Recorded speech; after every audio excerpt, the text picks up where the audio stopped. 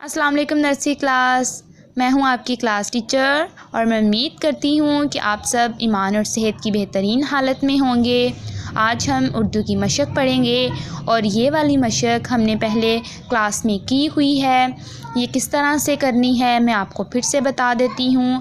یہاں الف اور الف مد لکھے ہوئے ہیں، آپ نے جو نیچے تصویریں بنی ہوئی ہیں ان کے ساتھ ان کو ملانا ہے۔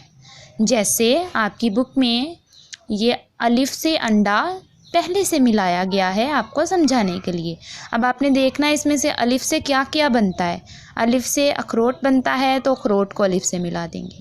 الف سے انار بنتا ہے، اخروٹ کو اور انار کو دونوں کو الف سے ملائیں گے۔ اس کے بعد آلو الف مدّ سے بنتے ہیں، الف مدّ سے میچ کریں گے۔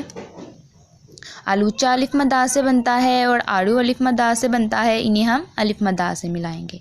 مجھے پوری امید ہے آپ سب کو سمجھ آ گئی ہے۔